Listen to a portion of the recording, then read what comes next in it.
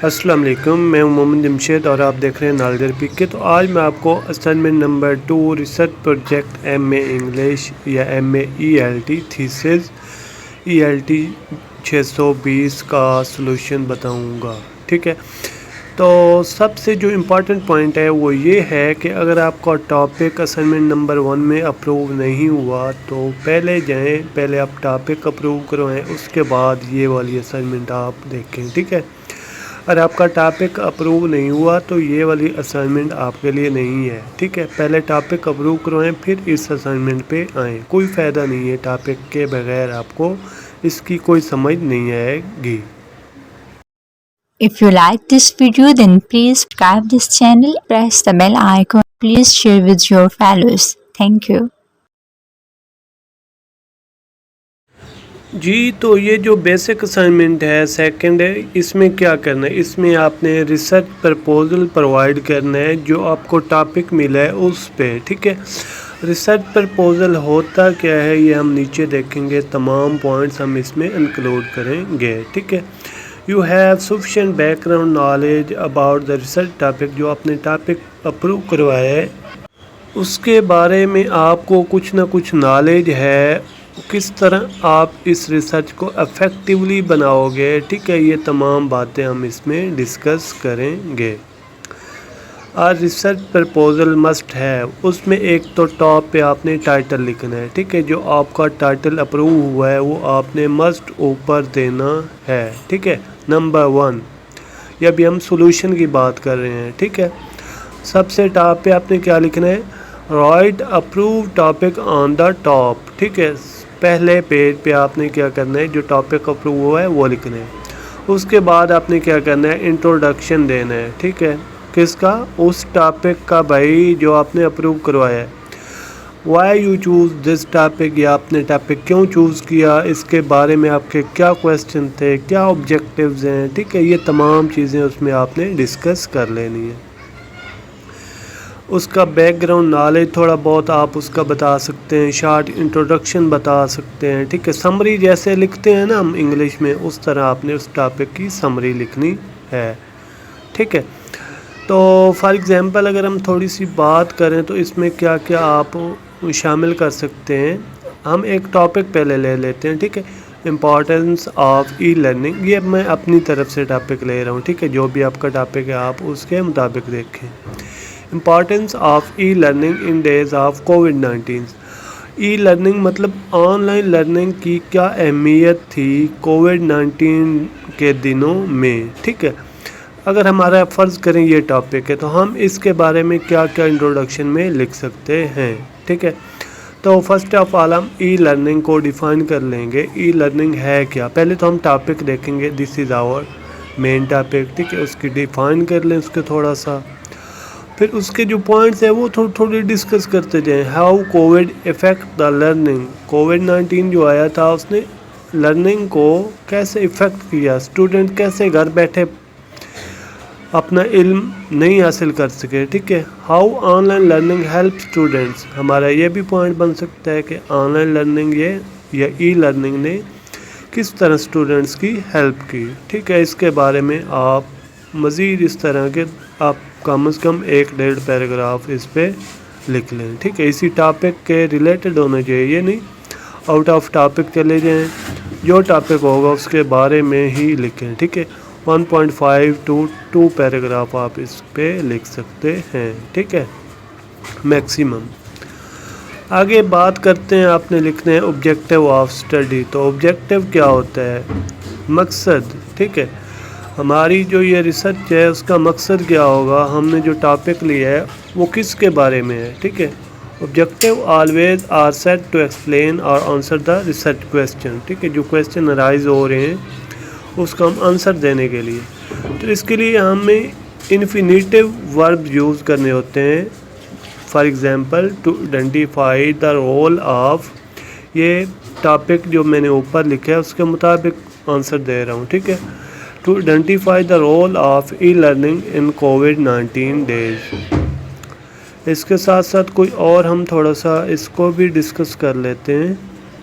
بس آپ منیمم 3 سے 4 دے دیں، ٹھیک ہے. فار ایگزامپل ہم اگر کمپیئر والے کو چوز کریں to compare the online learning and physical learning in days of کووڈ-19. بھائی کووڈ-19 کے دنوں میں فزیکل لرننگ کیسی تھی اور آن لائن لرننگ کیسی تھی، یہ بھی ایک آبجیکٹو بن سکتا ہے، ٹھیک ہے.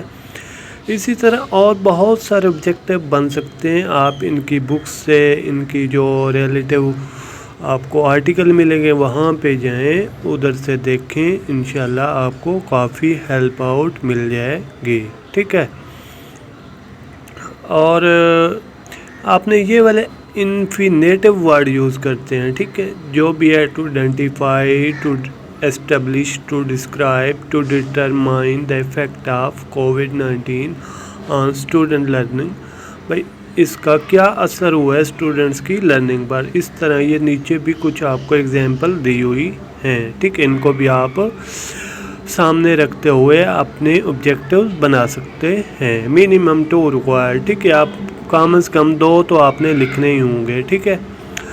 اور جو ریسرچ کویسچن ہے یہ ہیپوتھیسس ہے. ہیپوتھیسس میں یہ ہوگا آپ نے جسٹ کیا کرنا ہے، کوئی آپ نے رائے دینی ہے، مے بی پاسبل ہے یا نہیں ہے، ٹھیک ہے.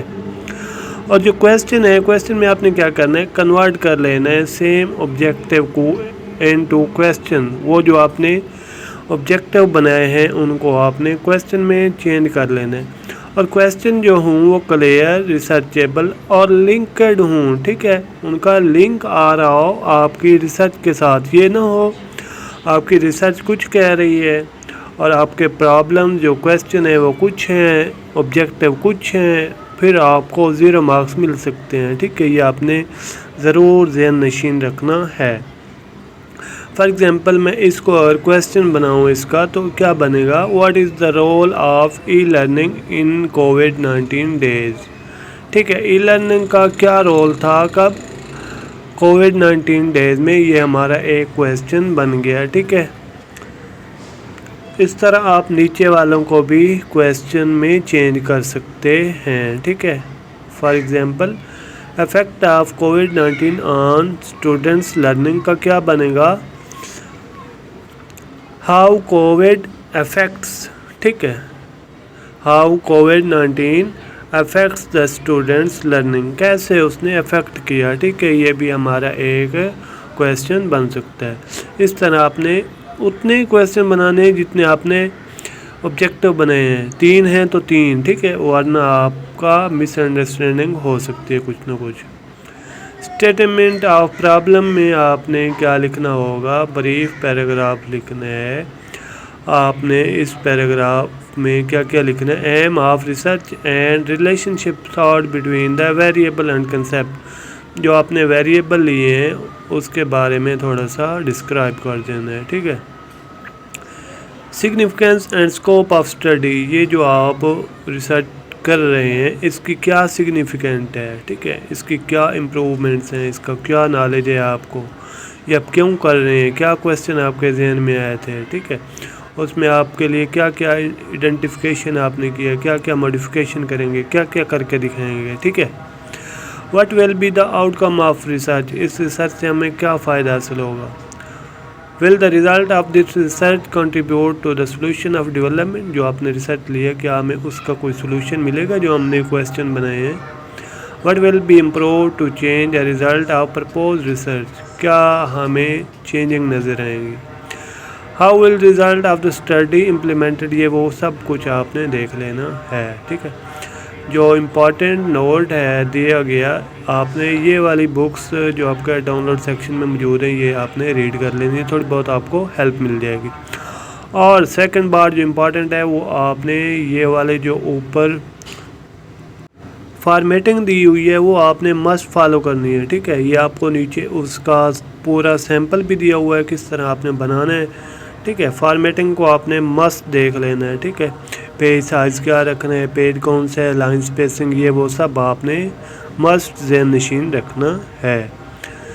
تو آئی ہوپ آپ کو کافی اس میں ہیلپ آؤٹ ہوگی. اگر مزید آپ کو کوئی مشکل ہے یا کوئی بھی آپ چیز پوچھنا چاہتے ہیں تو کائنڈلی کنٹیکٹ کر لیں، اس معاملے میں آپ کی کافی رہنمائی کر دی جائے گی.